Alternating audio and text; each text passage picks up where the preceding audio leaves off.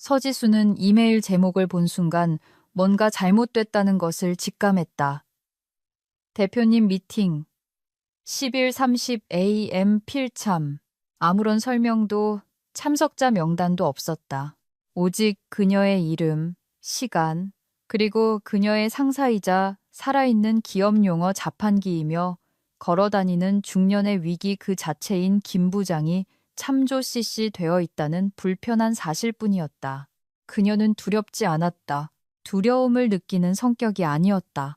지수는 구조조정, 인수합병, 그리고 지라이라 티켓을 엑셀 시트에 옮겨야 더 애자일해진다고 주장하던 유별난 인턴까지 겪어봤다. 그녀는 5개의 제품을 성공적으로 출시한 시니어 팀장이었고 마음만 먹으면 최소 3명의 커리어를 끝장낼 수 있는 비공식 회의 녹취록도 충분히 가지고 있었다. 하지만 이건 뭔가 달랐다.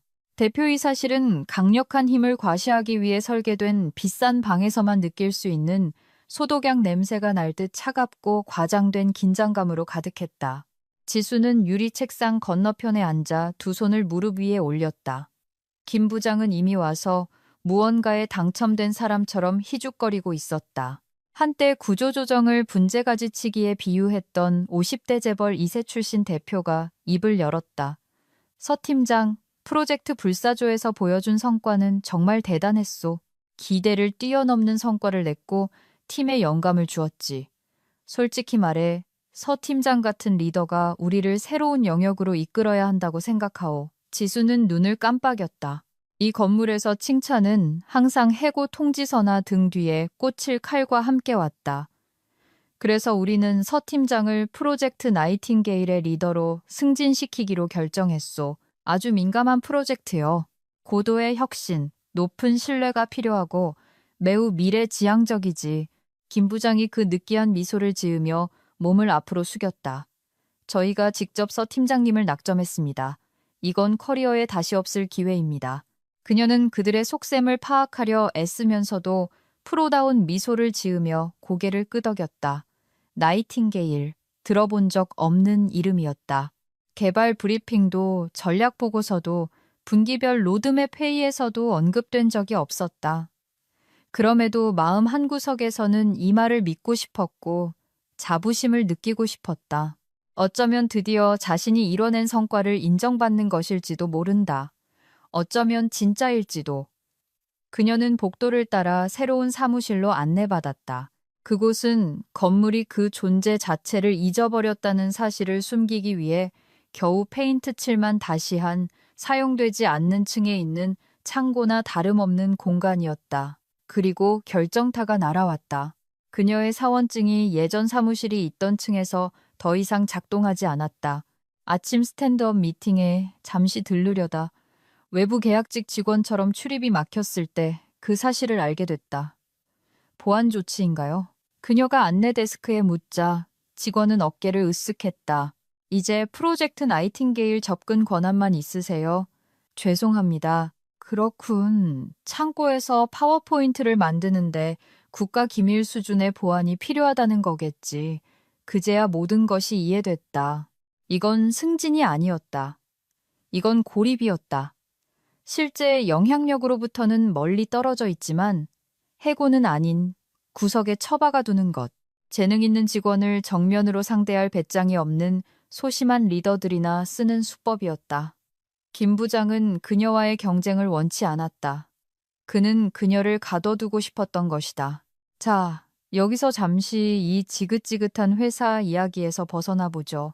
여기까지 읽고 가슴속에서 이런 젠장하는 감정이 조금이라도 끌어올랐다면 당신의 도움이 필요합니다. 저는 생애의 첫 구독자 1만 명을 달성하려고 합니다. 지금 바로 구독 버튼을 눌러주신다면 제게는 세상을 다 가진 듯한 의미가 될 겁니다. 재능 있는 사람을 소외시키는 세상의 모든 김부장들에게 함께 손가락 욕을 날릴 수 있도록 도와주세요. 다시 형광등이 꺼져가는 그녀가 이제 사무실이라 부르는 무덤으로 돌아와 지수는 외로운 노트북을 열고 텅 빈 구글 문서를 띄웠다. 누구도 그녀에게 목표에 대해 설명해주지 않았다. 아무도 일정에 대해 알려주지 않았다. 유일한 자료는 공유 폴더에 있는 문서 하나뿐이었다. 챗 GPT가 수면제를 먹고 쓴 것처럼 보이는 4줄짜리 프로젝트 개요서였다. 그녀는 10분간 그것을 멍하니 쳐다보다가 캘린더를 확인했다. 여전히 텅 비어 있었다. 회의 초대도, 업무 동기와 요청도, 팀에 오신 것을 환영한다는 메시지 하나도 없었다. 그날 오후, 그녀는 옛 팀의 업무 보고 이메일에 새로운 팀장의 이름이 참조된 것을 보았다. 언젠가 자바자바가 마이크로소프트 같은 거냐고 물었던 재무팀 출신의 남자였다. 그녀의 이름은 지워져 있었다. 그녀의 기여에 대한 언급도 업무 인수인계도 없었다. 그냥 사라진 것이다. 그녀는 소리내어 웃었다. 아직 씁쓸함은 아니었다. 그저 황당할 뿐이었다. 그녀는 추방된 게 아니었다. 와이파이가 되는 독방을 선물 받은 것이었고 그녀는 이 시간을 낭비할 생각이 없었다. 지수는 프로젝트 나이팅게일에서 유일하게 높은 신뢰를 받는 것이 있다면 그건 바로 자신이 조용히 썩어갈 것이라는 회사 측의 확고한 믿음뿐이라는 것을 금방 깨달았다. 첫 주 그녀는 기다렸다. 강박적으로 메일함을 확인하고 마치 기업의 실험실 쥐처럼 하늘에서 사료가 떨어지길 기대하며 새로 고친 버튼을 눌러댔다. 킥오프 미팅도 예산 보고도 팀원 명단도 없었다. 오직 똑같이 외로운 사무실과 희미한 격려의 말뿐이었다. 잘 적응하고 있길 바라요. 앞으로 큰일들이 있을 겁니다. 사흘째 되던 날 김 부장이 보낸 메시지였다. 마치 수동적 공격성이 난무하는 인질극 상황의 동료가 아니라 중학교 시절 펜팔 친구라도 되는 양 웃는 이모티콘까지 붙어 있었다. 그녀는 답장으로 일정, KPI, 그리고 엔지니어링 팀의 담당자라도 알려달라고 물었다. 답은 없었다. 그녀는 회사에 몇 남지 않은 유능한 인물 중 한 명인 대표이사 비서에게 연락을 시도했다. 답변은 정중하고 간결했으며 완벽하게 공허했다. 경영진은 팀장님의 전략적 사고가 발휘되기를 기대하고 있습니다. 자유롭게 비전을 펼쳐보세요. 비전? 그녀는 프린터조차 네트워크에 연결할 수 없었다. 그녀는 리소스 도구, 디자인 소프트웨어, 테스트 환경, 협력업체 계약서에 대한 접근 권한을 요청했다. IT팀의 답변은 그녀의 프로젝트가 현재 샌드박스 배포 허가 목록에 없다는 것이었다. 언제 변경될지에 대한 예상 일정조차 없었다. 지수는 의자에 앉아 코로 천천히 숨을 내쉬었다. 머리 위 에어컨이 마치 동정심에 헐떡이는 것처럼 덜덜거렸다. 2주차가 되자 그녀는 보고서를 제출하기 시작했다. 요청받아서가 아니라 무언가라도 해야 했기 때문이었다. 슬라이드 몇 장, 가상의 로드맵 같은 것들이었다. 심지어 누가 읽고는 있는지 확인하기 위해 가짜 경쟁사를 만들어내기까지 했다. 그녀는 그 경쟁사를 나이팅게일 AI라고 불렀다. 가트너 분석가조차 질식시킬 만큼 전문 용어로 가득 찬 합성 데이터 플랫폼이었다. 아무도 반응하지 않았다. 그녀는 완전히 슈레딩거의 직원이 되어 있었다. 승진한 동시에 버려진 존재. 그러다 그녀는 메모를 보았다. 민첩성 및 성장 지원을 위한 팀 개편이라는 얄팍하게 포장된 전사 공지였다. 그녀의 옛 프로젝트 불사조는 한때 UX 디자인이 미술 같은 거냐고 물었던 주니어 PM 최대리가 공동으로 이끌게 되었다. 지수의 이름은 지워졌고 심지어 과거의 공로에 대한 언급조차 없었다. 그녀는 마치 자신의 부고기사를 보듯 화면을 응시했다. 그녀는 기획안 한 장과 기도로 불사조를 일으켜 세웠다. 예산을 따내기 위해 싸웠고 부서 간 협력을 위해 로비했으며 개발 지원팀이 손을 놓았을 때 사흘 밤낮을 꼬박 세우며 직접 MVP 디버깅을 했다. 이제는 지라보드 색깔이 바뀌었다고 울던 최대리가 그 공을 가로채고 있었다. 모욕감에 속이 쓰렸지만 그 이면에 담긴 의미만큼은 아니었다. 그녀는 무관한 존재로 선언되었고 더 최악인 것은 회사가 그녀가 그 사실을 눈치채지 못할 것이라 생각했다는 점이다. 그녀는 바쁜 척했다. 다른 사람의 목소리라도 듣기 위해 선택사항인 웨비나에 참석했다. 1시간을 들여 오른쪽 화살표 혁신, 오른쪽 화살표라고 적힌 순서도를 만들었다. 아무도 눈치채지 못했다. 그녀는 심지어 김 부장에게 2분기에 달성해야 할 리소스나 마일스톤이 있는지 정중하게 묻는 이메일을 두 번째로 보냈다. 그는 이틀 뒤에 답장했다. 계속 아이디어 구상만 하세요. 본인의 직감을 믿으세요. 또 그 웃는 이모티콘이었다. 기업이 보내는 죽음의 키스. 지수는 화장을 그만뒀다. 아무도 그녀를 보지 않았다. 그녀는 매일 아래층 카페에서 똑같은 슬픈 샐러드를 주문했다. 드레싱은 따로 달라고 했다. 마치 그녀의 점심조차 포기하기 시작한 것처럼 형광등 불빛에 눈이 아팠다. 슬랙은 텅 비어 있었다. 그녀는 창가의 화분들에게 말을 걸기 시작했다. 완전한 대화는 아니었고 그저 작게 고개를 끄덕이는 정도였다. 그들은 이해했다. 어느 날 오후 그녀는 어두워진 노트북 화면에 비친 자신의 모습을 보았다. 잊혀진 천재의 머그샷 같았다. 바로 그때 깨달았다.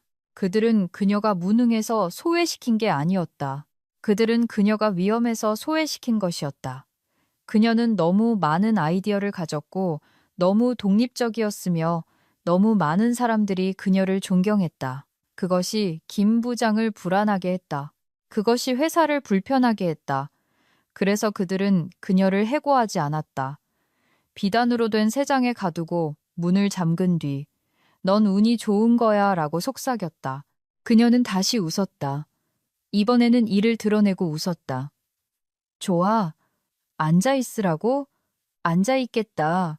이 유리상자 안에서 썩으라고? 썩어주겠다. 하지만 조용히 썩지는 않을 것이다.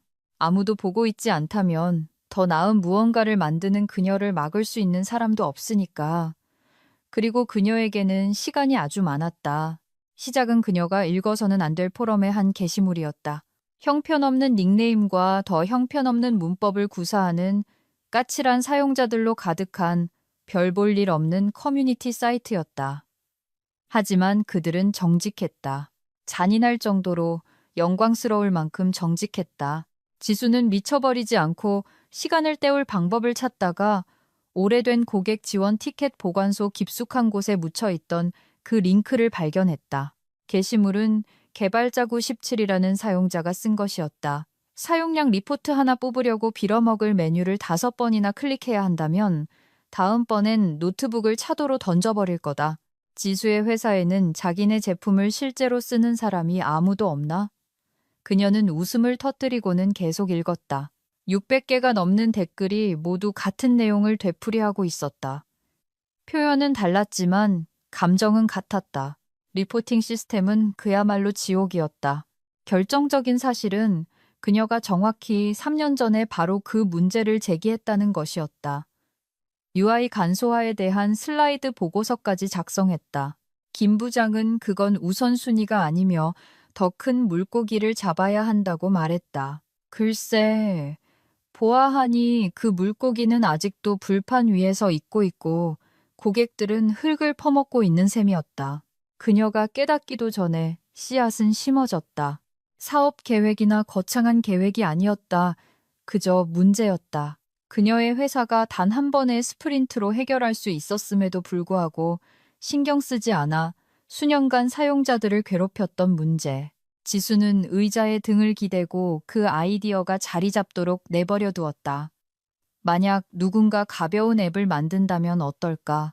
기업의 부가 기능이나 시너지 창출 기능으로 부풀려지지 않고 오직 한 가지 일만 제대로 해내는 앱. 모든 사용자가 불평하는 단 한 가지를 해결해주는 깨끗하고 직관적인 인터페이스. 그녀는 수익이나 규모, 경쟁사에 대해 생각하지 않았다. 그녀는 단지 그것을 구리지 않게 만들고 싶었을 뿐이다. 그날 밤 그녀는 더 깊이 파고들었다.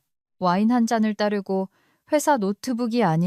절대로 회사 노트북이 아닌 개인용 노트북을 열어 API를 연구하기 시작했다.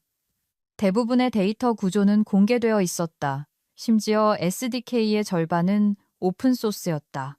읽으면 읽을수록 화가 치밀었다. 심지어 어려운 일도 아니었다. 그것이 모욕이었다. 불가능한 일이 아니었다. 단지 방치되었을 뿐이었다. 자정이 되자 그녀는 작동 가능한 개요를 완성했다. 핵심 기능, 사용자 흐름, 기본적인 백엔드 아키텍처. 그녀는 대학 시절 이후로 사용하지 않았던 가명으로 등록한 암호화된 구글 드라이브 계정에 모든 것을 저장했다. 박서준. 한때 UX 패턴의 편견에 대해 미디엄에 글을 올릴 때 썼던 이름이었다. 다음 날 아침 그녀는 Simplify App, KR라는 도메인을 구입하고 개인 카드로 결제했다. 영수증은 잘 보관했다. 그녀는 국회 소환 조사를 견뎌낼 수 있을 만큼 철저한 서류 흔적을 만들기 시작했다. 피그마 템플릿, 앱 아이콘, 서드파티 API 등 모든 구매 내역은 그녀의 개인 아멕스 카드로 결제되었다.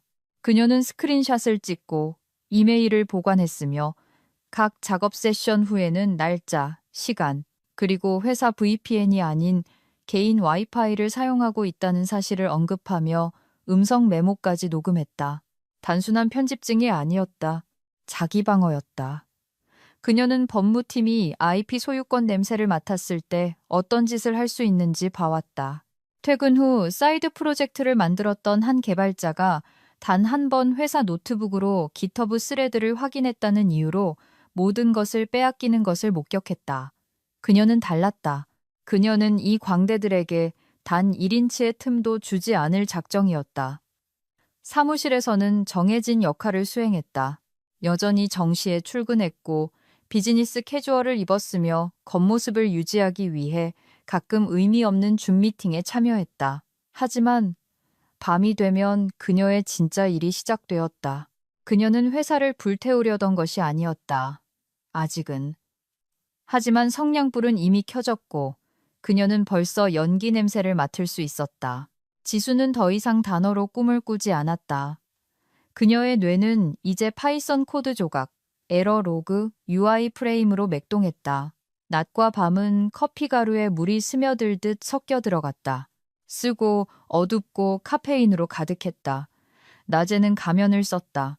밋밋한 베이지색 블라우스, 감정 없는 목소리의 줌 회의, 그리고 플랫폼 간 아이디어 구상 평가나 확장 가능한 시너지와 KPI 연동 같은 가상의 마일스톤이 담긴 파워포인트 덱의 무한 반복. 그녀는 머릿속으로 API 호출을 디버깅하면서 동시에 기업의 공허한 문장들을 타이핑하는 법을 터득했다. 밤에는 살아 있었다. 그녀는 12주간의 지옥 같은 시간 끝에 심플리파이의 프로토타입을 만들었다. 예쁘지는 않았지만 작동했다. 그녀는 대부분 밤 7시부터 새벽 2시까지 코딩했다. 타버린 커피가 담긴 머그잔 주위로 손가락이 경련을 일으켰다. 배경소음은 로파이 힙합과 유튜브에 나오는 한물간 기술 창업가들의 동기부여 연설을 오갔다. 인터페이스는 깨끗하고 의도적으로 미니멀했으며 거의 스파르타식이었다. 부풀려진 대시보드도 수많은 클릭을 요구하는 워크플로우도 없었다. 오직 순수하고 집중된 유용성뿐이었다. 완성도를 높이기 위해 그녀는 프리랜서들을 고용했다. 프론트엔드 로딩 속도를 최적화해줄 에스토니아 개발자, 그녀의 냅킨 스케치를 아름다운 클릭 가능한 레이아웃으로 바꿔준 부에노스아이레스의 UI 디자이너, 차분하고 안심시키는 톤으로 온보딩 안내를 녹음해준 포틀랜드의 성우. 모든 청구서는 전액 지불되었다. 모든 작업은 문서화되었다. 모든 계약은 그녀가 급하게 스톤포지 랩스라는 이름으로 설립한 일인 법인을 통해 체결되었다. 스톤포지는 그녀가 어둠 속에서 자신의 두 손으로 무언가를 만들어내고 있었기 때문이었다. 새로운 기능이 완벽하게 작동할 때 베타 버전이 마침내 CSV 파일을 가져온 후에도 충돌하지 않았을 때 첫 자동화 테스트 스위트를 실행하고 로그가 녹색으로 돌아왔을 때 순수한 희열의 순간들이 있었다. 그것은 마치 반란 같았고 레고로 단두대를 만드는 것 같았다. 하지만 대가가 따랐다.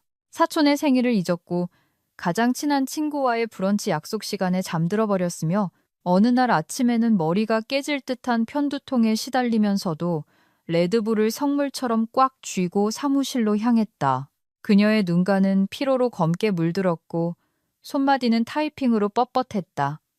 그녀는 번아웃 상태였지만 신경 쓰지 않았다. 몇 달 만에 처음으로 자신의 영혼이 쓸모있다고 느꼈기 때문이다. 그러다 거의 죽을 뻔한 위기가 닥쳤다. 목요일이었다. 그녀는 사무실에서 구글 시트와의 새로운 연동 기능을 테스트하고 있었다. 그때 문이 벌컥 열렸다. 노크도 없이 그저 도커스 바지를 입은 회사, 내 배신자의 기계적인 쿵 소리만 들렸다. 서 팀장님. 김 부장이 지적이었다. 소금 사막의 감정 범위를 가진 남자치고는 지나치게 쾌활했다. 그녀는 하마터면 개인용 노트북을 방 건너편으로 던져버릴 뻔했다. 대신 그녀는 노트북을 쾅 닫아 토트백에 쑤셔 넣고 손가락이 삐끗할 정도로 빠르게 회사 모니터로 알트 탭을 했다. 화면에는 나이팅게일 비전 핵심, 김 부장님 보고용 초안이라는 제목의 반쯤 완성된 슬라이드가 떠 있었다. 김 부장은 화면을 힐끗 보고는 마치 한 단어라도 이해한 것처럼 고개를 끄덕였다. 그냥 잠깐 들러서 어떻게 지내나 보려고요. 우리 모두 팀장님의 진행 상황을 정말 기대하고 있습니다. 그는 언제나 격려로 포장된 위협처럼 들리는 HR 부서에서 승인한 듯한 위압감을 풍기며 말했다. 지수는 미소 지었다. 매일 한 개를 시험하고 있습니다. 그는 마치 강도라도 된 듯 그녀의 사무실을 둘러보더니 구석에 있는 죽은 화분을 가리켰다. 저거 교체하는 게 좋겠어요. 보여지는 게 중요하니까요. 그녀는 만약 심플리파이가 상장하게 되면 그 화분 사진을 IPO 슬라이드 덱에 넣고 과거의 리더십이라는 제목을 붙이겠다고 스스로에게 약속했다. 김 부장이 마침내 떠났을 때 지수는 1분 동안 숨을 쉬지 않았다. 손바닥은 땀으로 축축했다. 심장은 갈비뼈에 부딪히는 베이스 드럼처럼 쿵쾅거렸다. 너무 아슬아슬했다. 그날 이후 그녀는 더 엄격해졌다. 회사 노트북은 보여주기용으로만 썼다. 개인 노트북은 사무실 문이 잠기고 블라인드가 내려져 있지 않으면 절대 토트백에서 꺼내지 않았다. 파일은 2번 저장했다. 한 번은 클라우드에, 한 번은 가방 속 핸드크림 통을 판에 숨겨둔 암호화된 USB 드라이브에. 그녀는 더 이상 단순히 무언가를 만드는 것이 아니었다. 그녀는 회피하고 있었다. 그리고 이상하게도, 스릴 넘치게도 그녀는 그것을 사랑했다. 모든 키스트로크는 속삭임이었다. 넌 날 과소평가했어. 입 밖으로 낼 수는 없었지만 코드가 대신 말해줄 것이었다. 그녀는 새벽 3시 14분에 앱을 출시했다. 눈은 충혈되었고 숨을 참고 있었다. 샴페인도 팡파르도 없었다. 오직 X회사의 망가진 리포팅을 고치는 새로운 툴이라는 제목의 게시물에 있는 게시 버튼 위에서 떨리는 손가락뿐이었다. 심플리파이 베타 버전 출시. 닉네임은 익명이었다. 도메인에 연결된 이메일은 3겹의 포워딩을 거쳤다. 글을 올린 커뮤니티는 잘 알려지지 않았지만 활동적인 곳으로 환멸을 느낀 사람들, DIY 문제 해결사들, 수조 원짜리 회사에 더 나은 UI를 구걸하는데 지친 파워 유저들의 안식처였다. 그녀는 로그아웃하고 아파트를 빙빙 돌다가 10분 뒤에 돌아왔다. 추천 수십이 개, 30분 뒤에는 댓글 46개. 해가 뜰 무렵에는 1000명이 넘는 사용자가 베타 버전을 다운로드했다. 그녀는 분석 대시보드가 거짓말을 하는 것은 아닌지 눈을 깜빡였다. CPU 사용량이 급증했다. 할인 클라우드 제공업체를 통해 임대한 서버가 과부하로 거의 불이 날 뻔했다. 그녀는 아침 식사 전에 호스팅 등급을 업그레이드해야 했다. 그러고 나서 이메일이 쏟아지기 시작했다. 그녀의 이름이 아닌 스톤포지 메일함으로. 세상에, 이거 진짜 되네요. 드디어 누가 이걸 고쳤구나. 도대체 어떻게 해내신 거죠? 혹시 X회사에서 일하셨어요? 내부자 정보 같은데요. 지수는 어제 입었던 후드티 차림으로 부엌에 얼어붙은 채 앉아 감사와 불신으로 가득 찬 메일함이 넘쳐나는 것을 지켜보았다. 사람들은 심플리파이를 그냥 좋아하는 게 아니었다. 그들은 그것을 필요로 했다. 그녀는 그 주에 거의 잠을 자지 못했다. 일 때문은 아니었지만 할 일은 여전히 많았다. 충돌을 디버깅하고 핫픽스를 배포하는 일. 하지만 그것은 아드레날린 때문이었다. 그녀는 칭찬에, 추진력에, 그리고 오랫동안 묻혀 있다가 마침내 옳았다는 것이 증명되는 순수한 마약 같은 스릴에 취해 있었다. 그녀는 신호 대기 중에 점심시간에 심지어 김 부장이 파괴적 혁신의 물결과 애자일 리스코핑에 대해 장황하게 떠드는 영혼을 갉아먹는 나이팅게일 비전 미팅 중에도 강박적으로 대시보드를 새로 고침했다. 기업용 포커페이스 뒤에서 지수는 일일 활성 사용자 DAU를 확인하고 사용자 유지 곡선을 그리고 있었다. 숫자는 3일마다 2배로 늘었다. 어느 주말 중간 규모의 업계 블로그에 글이 올라왔다. X회사가 UI를 고쳐주길 기다리는데 지쳤는가? 심플리파이를 써보라. 마치 우리 마음을 읽은 것 같다. 그 글은 리포스트되고 리트윗되었으며 소수지만 충성도 높은 팔로워를 가진 기술, 인플루언서들의 댓글이 달렸다. 한 명은 심지어 기업 리포팅계의 제피어라고 불렀다. 그녀는 웃어야 할지 토해야 할지 몰랐다. 그리고 그 일이 일어났다. 3분기 실적 전망과 브랜드 시너지에 대한 허튼 소리 사이에 끼어있던 전사 마케팅 메모에 2줄짜리 짧은 내용이 있었다. 신생 경쟁사, 심플리파이로 인한 주목할 만한 사용자 이탈 증가, 해당 제품은 기존 시스템의 핵심 문제점을 타겟으로 하는 것으로 보임, 출처 불분명, 모니터링 진행 중. 지수는 그 문장을 5번 다시 읽었다. 그들이 알아차렸다.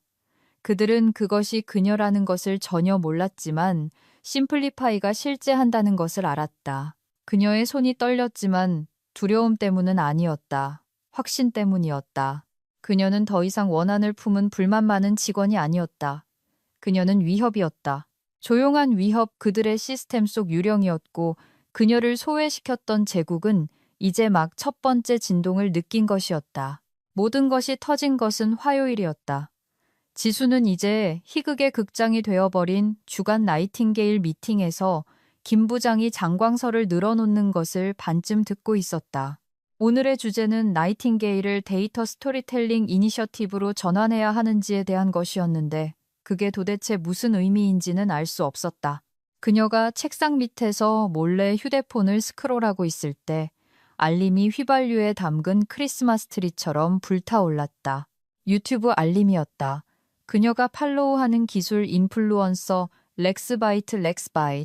본명은 미상이었지만 잔인한 리뷰와 밈 수준의 바이럴로 유명했다. 그가 이 0원짜리 앱이 X회사가 5년간 못한 걸 해냈습니다. 라는 제목의 영상을 올린 것이다. 지수의 심장이 쿵 내려앉았다. 두려움 때문이 아니었다. 충격 때문이었다. 그녀는 클릭했다. 렉스는 후드티를 입고 카페인에 취한 채 시청자들에게 심플리파이의 인터페이스를 안내하며 그것을 우아하고 멍청할 정도로 똑똑하며 대기업에서 부당한 대우를 받다 마침내 폭발한 누군가가 만들었기를 바라게 되는 그런 종류의 것이라고 불렀다. 댓글은 폭주했고 좋아요는 치솟았다. 그녀의 앱 가입자 수는 4시간도 안 돼 2배로 늘었다. 그리고 그녀의 서버가 다운됐다. 그녀는 황급히 개발자 모드로 전환해 백업 인스턴스를 배포하고 더 많은 대역폭을 구매했으며 새벽 2시에 에스토니아에 있는 프론트엔드 개발자에게 전화를 걸었다. 모두가 빠르게 움직였다. 6시간 만에 심플리파이는 다시 온라인 상태가 되었고 그날 아침보다 5배나 많은 사용자를 확보했다. 수요일이 되자 업계 블로그들은 X회사의 점심을 먹어치우는 앱 심플리파이 누가 심플리파이를 만들었나? 미스터리한 경쟁사를 둘러싼 소문 무성, 심플리파이, 핵폭발급 성장, 기존 소프트웨어 거인, 헐을 찔리다와 같은 헤드라인을 쏟아냈다. 그리고 목요일, 지수는 본사 유리벽 회의실에 앉아 자신의 앱이 스크린에 투사되는 것을 지켜보고 있었다. 반면 방금 자신의 테슬라에서 흰개미를 발견한 남자 같은 표정의 김 부장은 UX 파이프라인 전체를 해체하라고 소리치고 있었다. 세련됐군. 그가 그 단어를 삼키듯 인정했다. 우리가 우선순위에서 밀어냈던 마찰 지점들을 해결하고 있어. 신속 대응팀이 필요해. 매일 보고서를 받고 만약 누가 이 물건을 만든 놈을 찾아내면 법무팀이 즉시 움직일 준비를 하도록 해. 지수는 속으로 미소 지었다. 겉으로는 고개를 끄덕이고 메모를 하고 역할을 연기했다. 심지어 심플리파이가 VC가 배후에 있는 트로이 목마일 수 있다는 완전히 조작된 이론까지 제시했다. 그들은 그 말을 그대로 믿었다.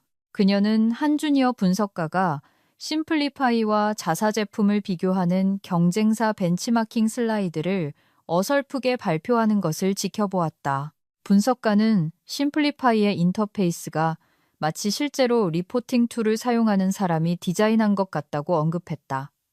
지수는 하마터면 마시던 커피를 뿜을 뻔했다. 그날 밤 회사는 IT 부서 명의로 부드러운 경고 이메일을 보냈다. 알림. 근무 시간 중 회사 자원을 사용하거나 경쟁사와 중복되는 외부 애플리케이션 개발은 반드시 공개해야 합니다. 이는 업무용 자격증명과 관련된 모든 API, 개발 플랫폼 또는 클라우드 인프라 사용을 포함합니다. 번역하자면 그들은 두려워하고 있었고 사냥을 시작했다는 뜻이었다. 이제 내부 보안팀이 나섰다. 그녀는 속삭임을 들었다.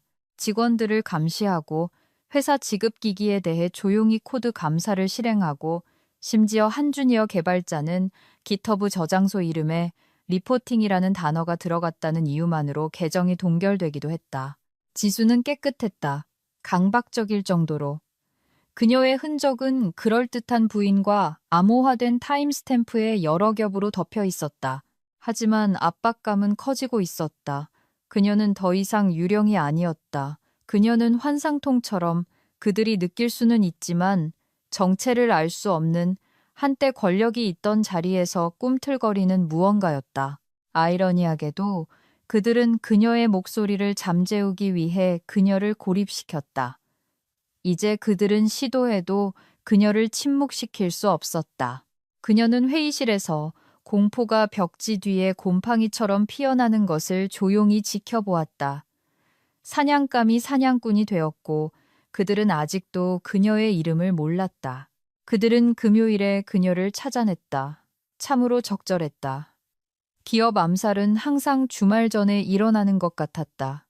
월요일이 되기 전에 HR이 카펫에 핏자국을 청소할 시간을 주기 위해서 공개적인 호출은 아니었다. 이메일도 초대장도 없었다. 그저 그녀의 아웃룩에 종양처럼 나타난 캘린더 일정뿐이었다. 비공개 10PM 14층 임원회의실. 설명도 참석자 명단도 없었다. 하지만 지수는 알았다. 그녀는 마치 자신의 재판에 참석하는 사람처럼 옷을 입었다. 어두운 블레이저, 장신구 없음, 깔끔한 라인, 동요 없음. 그녀는 기업 반역죄로 기소될 사람이 아니라 해변가 부동산 계약을 앞둔 여자처럼 엘리베이터 로비를 걸어갔다. 임원 회의실의 유리 무덤 안에는 세 남자가 앉아 있었다.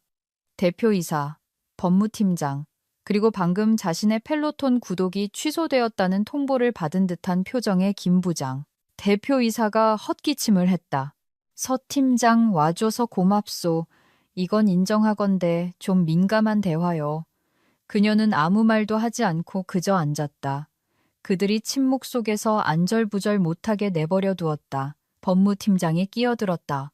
저희가 파악한 바에 따르면 심플리파이라는 애플리케이션이 팀장님의 업무용 자격증명과 관련된 일부 네트워크 로그 활동 및 메타데이터에서 추적되었습니다. 김 부장이 덧붙였다. 고용계약서 4조 B항의 조항이 있습니다.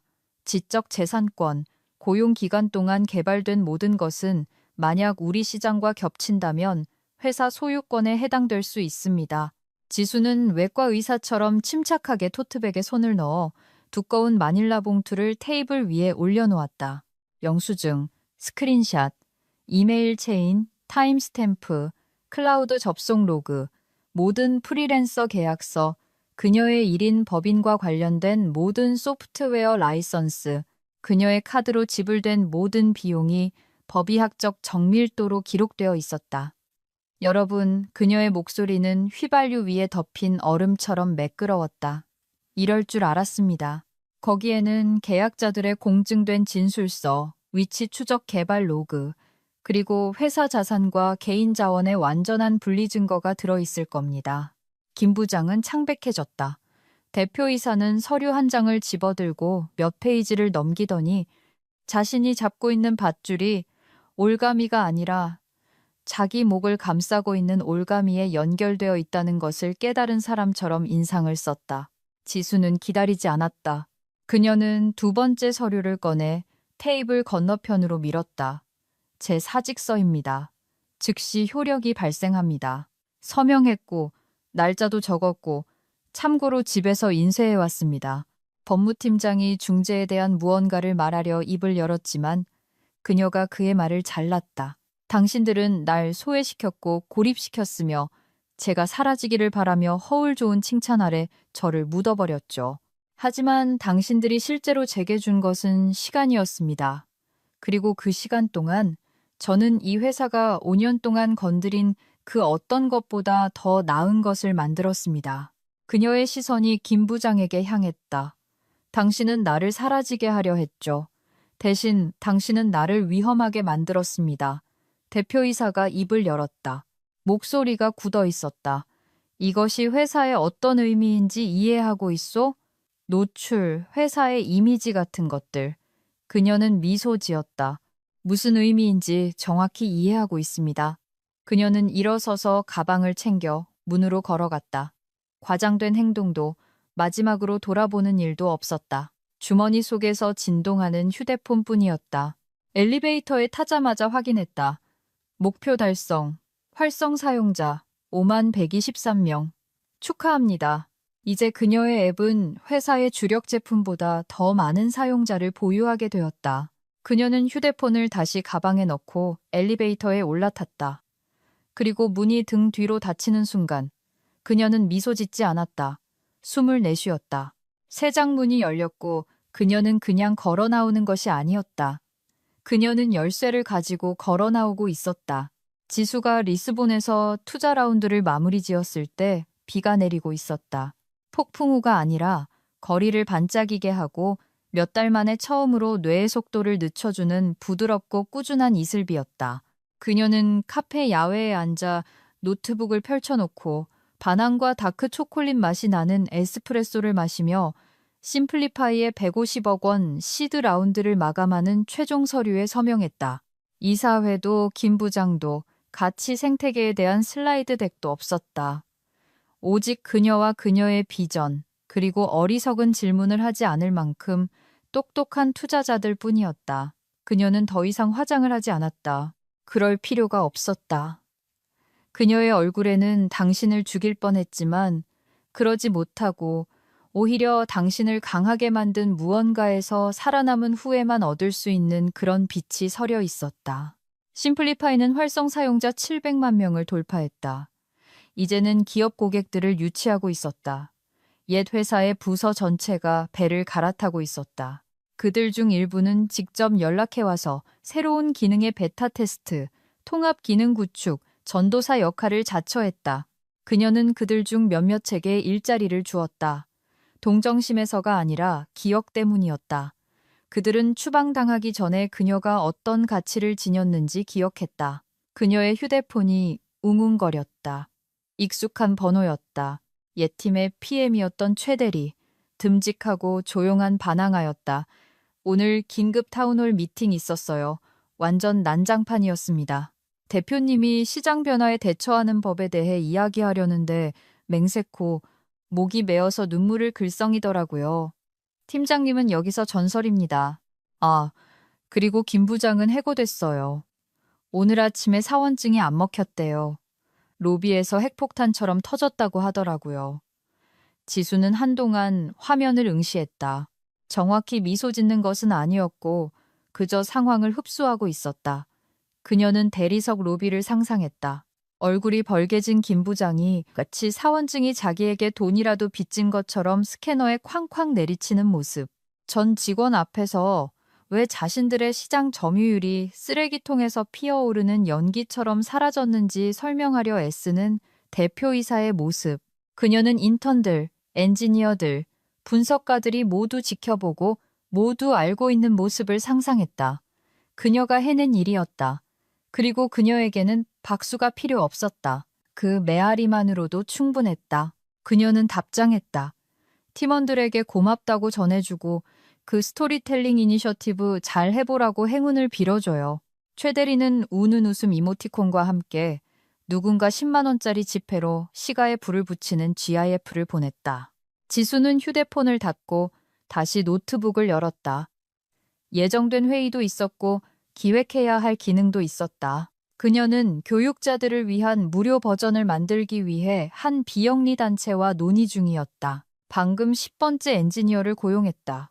사람들은 IPO에 대해 이야기했지만 지금은 아니었다. 오늘은 아니었다.